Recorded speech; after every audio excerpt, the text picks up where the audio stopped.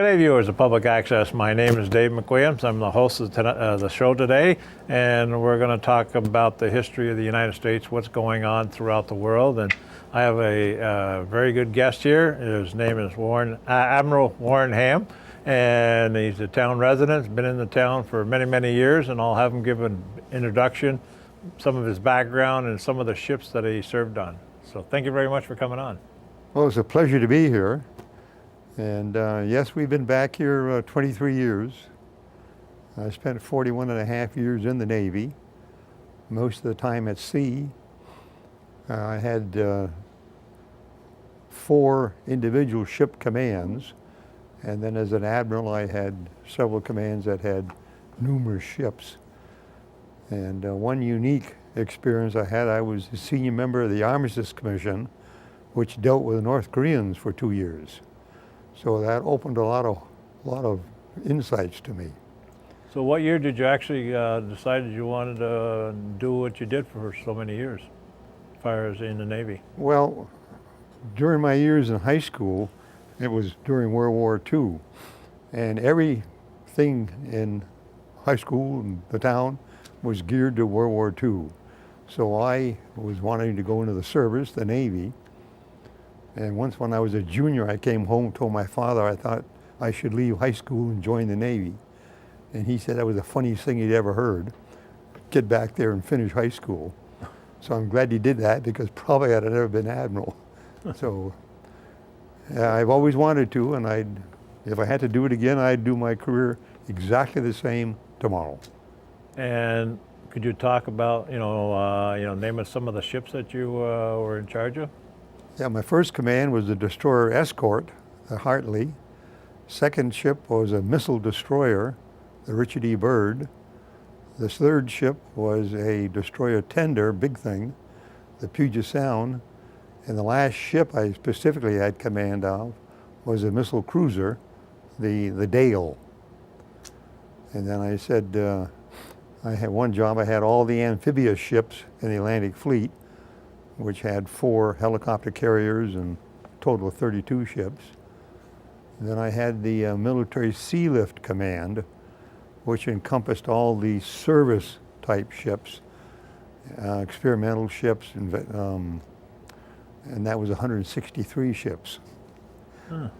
So there must have been thousands of men and women that you were... Oh yeah. Well, those 2 big commands were 10,000 people. Wow. Yeah.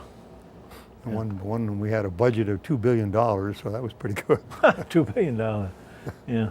And those ships, basically, where were they mostly stationed when you were, during your duty? Well, during my 40-odd years, been on just about every port on the east and west coast. The ships that were home ported were Newport, Rhode Island, Norfolk, Virginia, Mayport, Florida, and Coronado, California. So, and when did you get married to your beautiful wife, Barb? We've been married 64 years, so that should have been about 1952. Yeah, 1952, and you were in service at that time. Yes. Oh yeah. Yeah.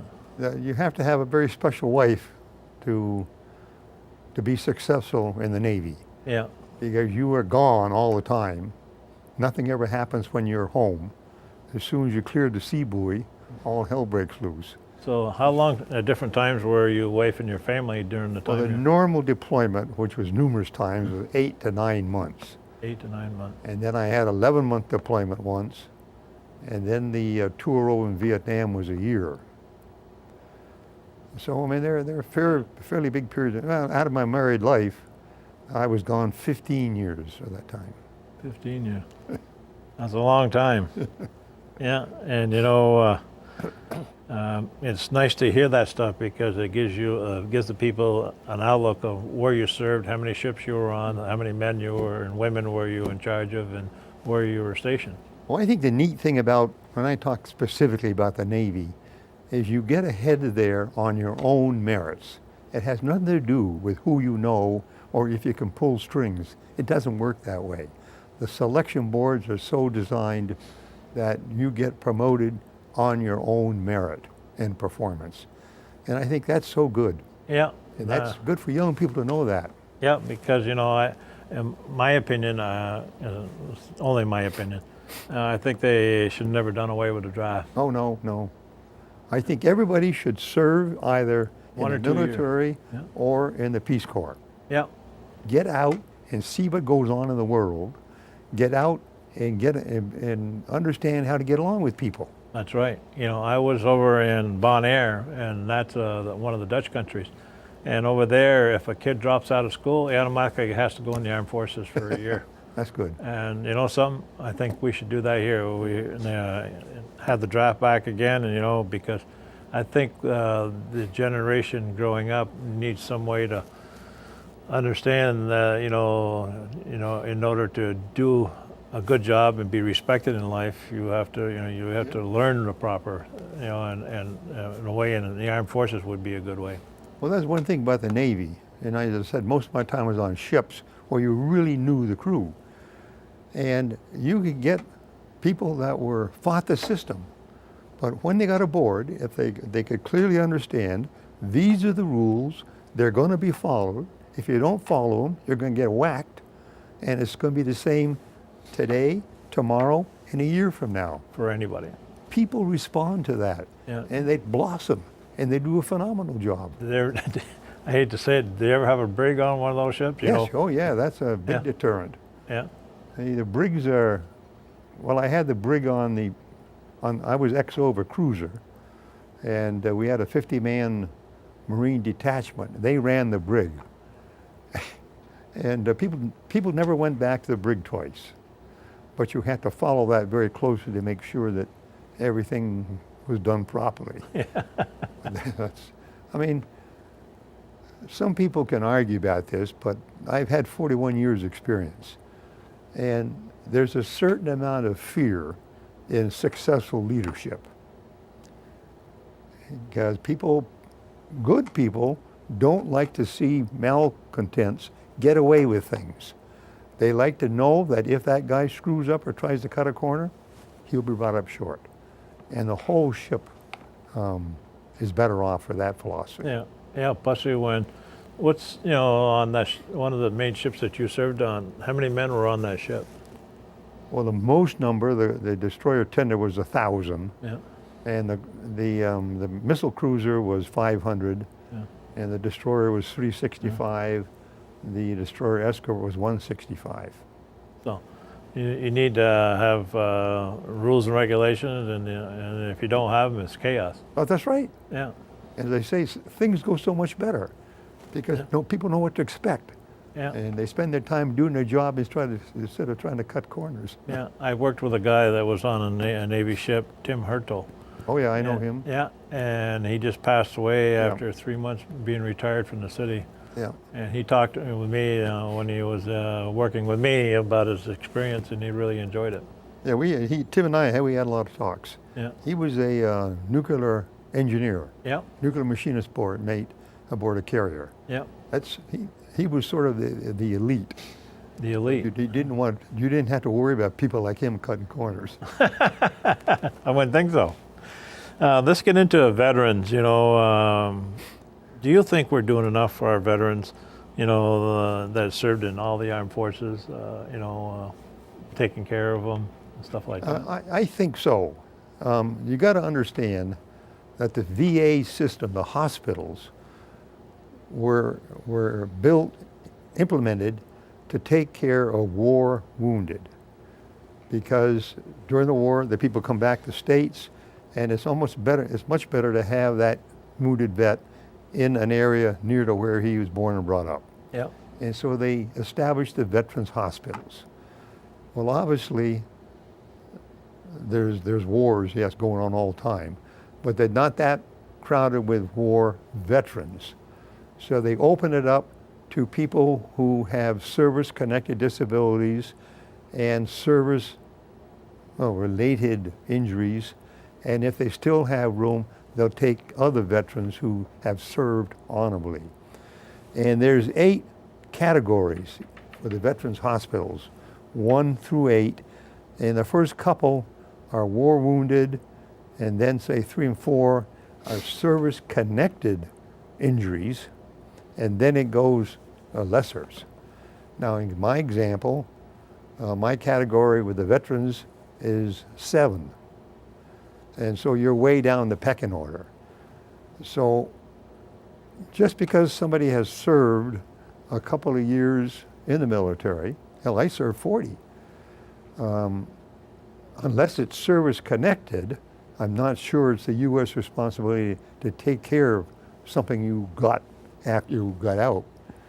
So I think the VA, well, places where a lot of people retire, like Arizona, New Mexico, Florida, have certainly more veterans, and the waiting list is much longer than it is in places like Vermont or New Hampshire. So people get upset with the VA not taking them, but you got to keep in mind what your category was. Yeah. And if you're 6, 7, or 8 and they're taking you, I think you're most fortunate. Yeah. I know my brother was a veteran, but in the National Guard, and he can go there and get services, you know, because he was in the National Guard for minor stuff. But you know, as far as any major, if it's not related to the armed forces, then he doesn't get any help. But he does get discounts with medicine and stuff like that. Well, our daughter had a service-connected disability, major, and I'll tell you, never in our world would you dream such fantastic support. And it's not because I was a retired admiral, because of who she was or is. But I do want to say, here in St. Albans, we have what I think is probably one of the best veteran support organizations in the state. The Legion has what is called the Honor Detail, the Honor Guard. And there's about 15 senior service people who attend any veteran's funeral, providing the dependents want it. And we get as many as 8 to 10 each funeral. And everybody's in the same dress, the Legion fore and aft cap, shirt and Legion tie, a blue blazer, gray slacks, white gloves. And when you see all of those people in a group, it's most impressive. And the dependents are really impressed. And then one of the honor guard will present the flag to the next of kin. Yeah. And then we have what is called the Franklin County, Vermont Honor Detail. And it's sponsored by the Rotary. And we have about 13 members to that. They have a uniform, sharp-looking uniform, and they attend the funerals, and they provide the honor guard at the funeral, the playing of taps, the firing of the gun salute, and then they present the flag and the expended cartridges to the next of kin. Oh. That's a real and that takes a great deal of time. The U.S. Army was originally charged with providing that detail to honorably served veterans. Then it got too much, they didn't have enough men and the money. Then it went to the Guard, and the Guard is getting in the same situation. So we jumped in and got these people to volunteer, and they were trained to do this by the Guard and the U.S. Army, and the Army had to certify them, and the Guard. And so they attend the various funerals. To date, they started last summer, and to date they participated in about 32 funerals. 32 funerals. Mm-hmm. And that's a class operation. Now, where do they get their funding? They get the weapons from the Department of Defense. They've got to buy the ammunition, the blanks. Yeah.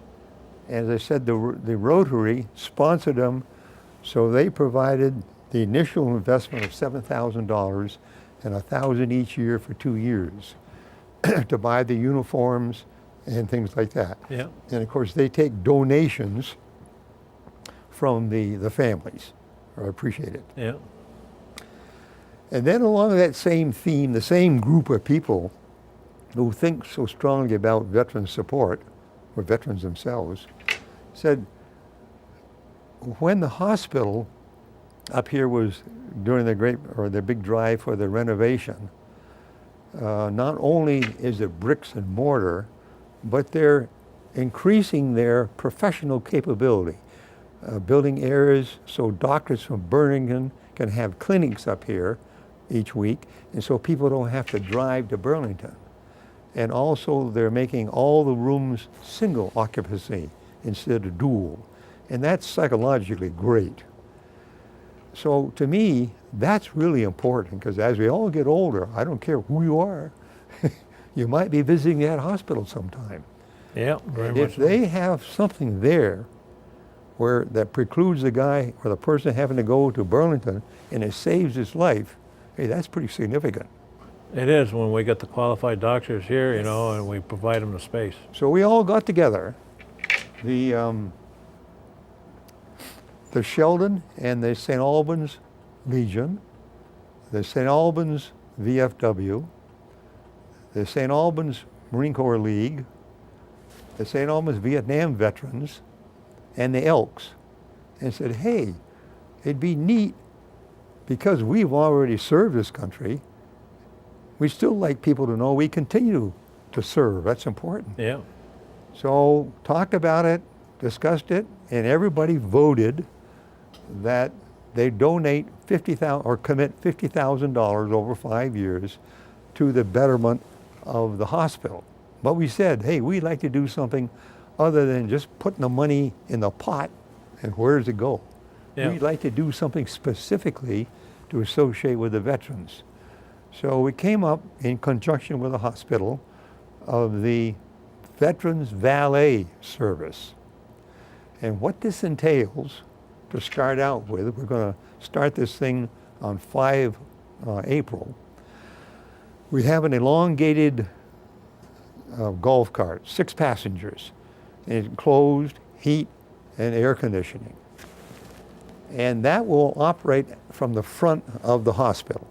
We'll have one veteran there at a booth and a chair, stool, and there'll be another veteran operating this Vetmobile, Veterans Mobile. And it'll continue to go around the parking lot. We'll have 2 individuals on watch for 3 hours in the morning and 2 3 hours in the afternoon for 5 days a week. And once the new building gets commissioned, we'll have to have another veteran down there. But the idea is we'll help the people in and out of the vehicles if they need to be. If the person can't or it's difficult to park their car, it can be driven down to the parking lot, parked, and we'll pick them up with the vet shuttle and continue it around. So it's a real neat system. And well, yeah, Burlington has that, but they charge $8 per person, and ours will be free. So I think a combination of those 3 really makes the veterans stand out. It does, it does.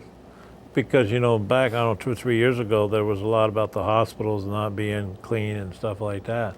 You know, and what I've heard from people about our VA hospital in White River, my father used to go down there, that the place was, you know, very good. They, you know, they're very thorough. The doctors were good, you know, and they really enjoyed it. So, you know, I imagine because you've been involved, you know, that you would know if White River VA hospital wasn't, you know, didn't have the qualified people, but there is qualified. I have heard no valid adverse comments. Sure, there's things that come up once in a while. Any organization has a screw up here than yon. Yeah. But for overall reputation, Vermont has an excellent reputation, even throughout the country. And when I was president of the Vermont Veterans Home, I used to work with them all the time, and nothing but the best.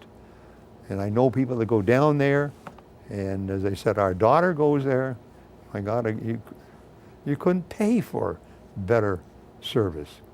Do you have an insurance called what they call TRICARE, or TRICARE for life, yes. that is a good insurance? It is, And it it is. should be that there are veterans who have that. Yeah, I mean, when anybody joins the service, you raise your right hand. You don't say, I'm not going to go here, I'm not going to go there, I'm not going to go into a combat area. You go where you're told to go. And if you're at the wrong place, the wrong time, that's what happens.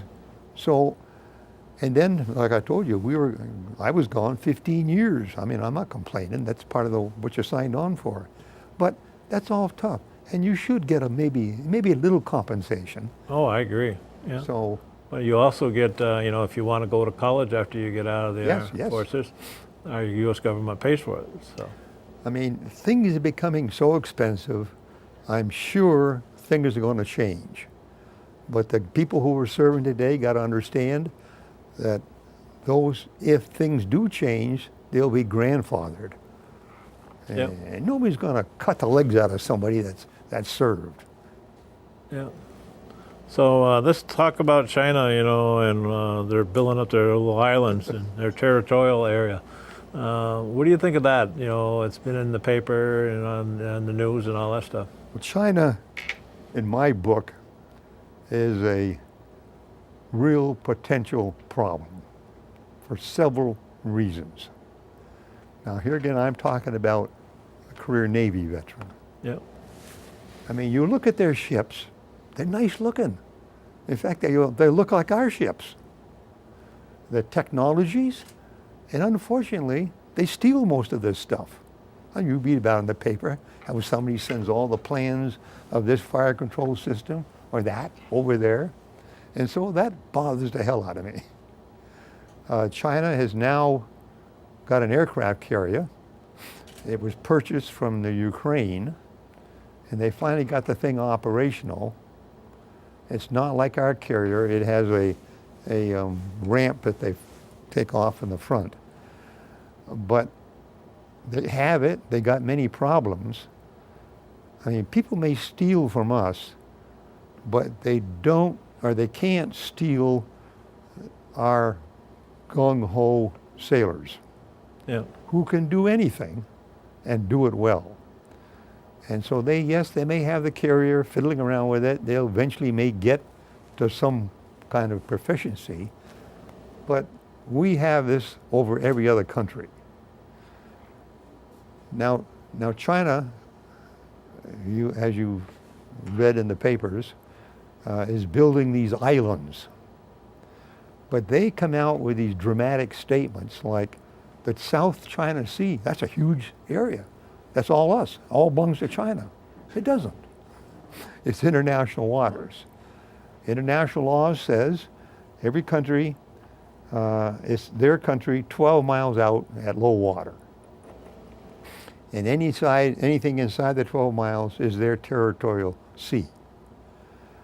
There are South American countries who go out, their fishing rights, 500 miles. North Korea, they go out to infinity, which is ridiculous. But what the rest of the world must do is when these countries make these radical statements, they don't pay attention to it. They go in to 12 miles periodically to exercise their right of international waters. Now, if somebody says, well, I don't want to rock the boat or cause a potential problem, we won't go into 12 miles. We'll stick around 50 miles. Well, over a period of time, if nobody claims that, it becomes law. It's just like if somebody uses somebody's driveway for X number of years and nobody complains about it, soon they can use it. And who owns it can't say you can't use it anymore. So China is making these islands, but they're putting bases on them, Yep. airfields and things like that. That, in their opinion, gives them credibility to claim the South China Sea. So if we don't go in, soon that will become a law and we could lose it. But actually we are going in quite frequently to 12 miles and say, hey, we're here and we're going to continue to be here. Now, if they start pushing their luck, we're going to have to be prepared to pop back. Does the United States have the backbone to do that under the administration that we got now? I would say no. That's questionable. You know, when we You can't be warmongers, no, but if you make a statement, you've got to be prepared to carry it out. that's right. So don't make any statements that you can't or you don't think you're going to. Yeah, I mean, when I dealt with the North Koreans, they were always provoking something from South Korea or the United Nations. And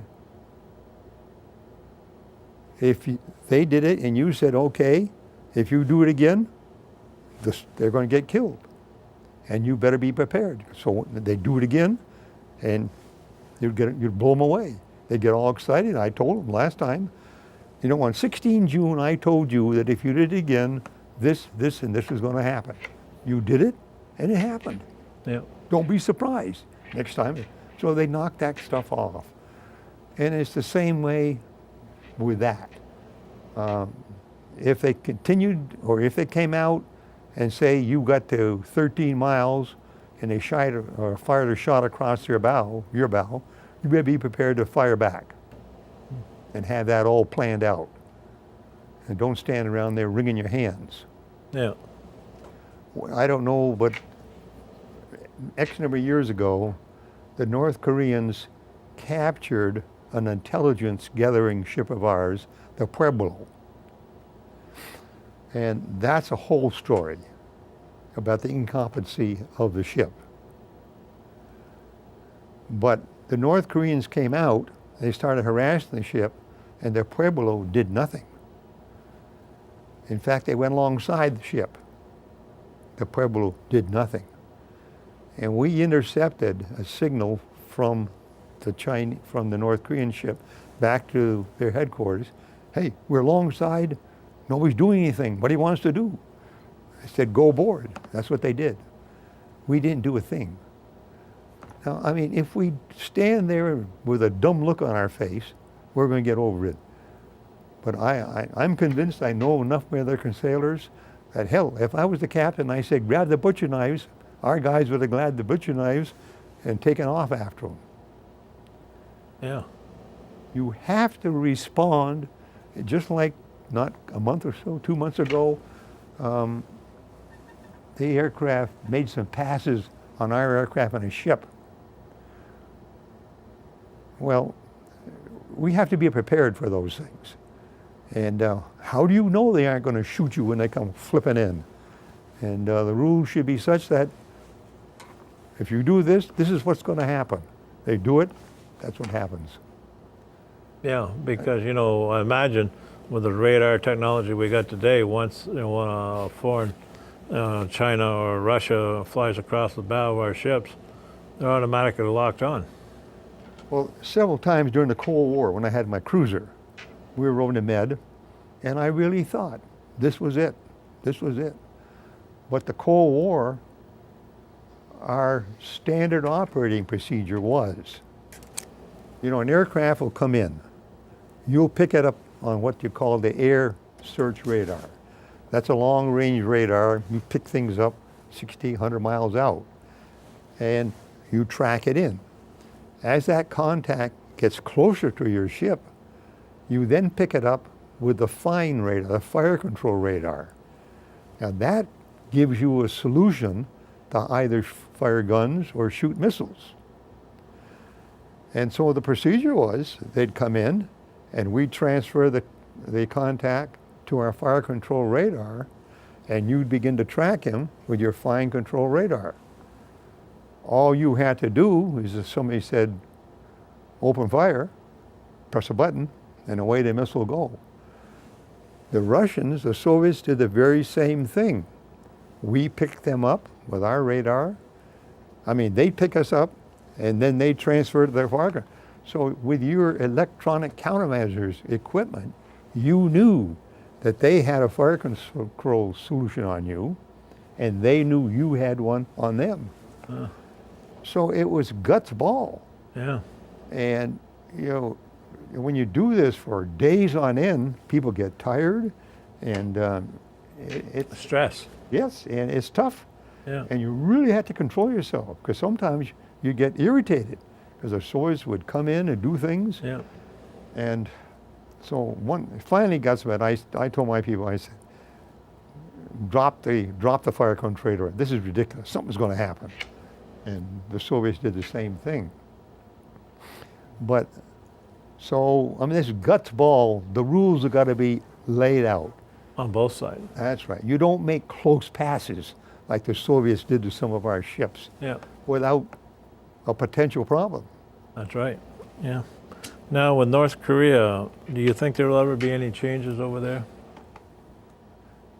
North Korea has been going on since the Korean War. Yeah. Nothing is going to change until the whole hierarchy gets dissolved. I mean, that's their way of thinking since 1953. The U.S. are the bad guys, and we're never going to be any good, and that's the way they've been brought up to think. And just like you, me, if suddenly somebody came in and said, Dave, you're going to think this, which is exactly opposite. You're going to think today's the middle of the day, and it's midnight. You aren't going to think, and they aren't going to change. Is there any hope?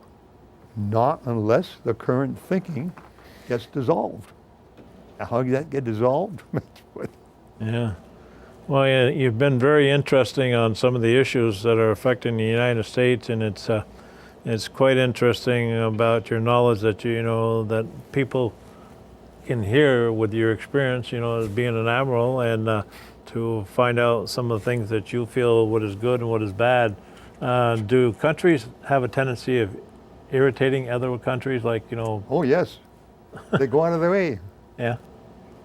So is it a test? As I said, a couple times in the Med, I had to take deep breaths because the Soviets harass you all night long. And under the stress, you're racing around the middle of the ocean, no lights. The Soviets are whipping in, whipping out, and you get so upset. You finally think, Jesus, I'd like to shoot the guy. I mean, somebody, what a horrible thing. Well, if somebody doesn't think that after days of that kind of stuff, you don't do it, but you think about it. Yeah. Yeah. I'd like to touch on one thing. Yeah. And we got about 5 minutes left, so am I? The Cuban boat lift. Yeah. The President Obama now said that if people paddle over the U.S., they're no longer welcome, they're sent back.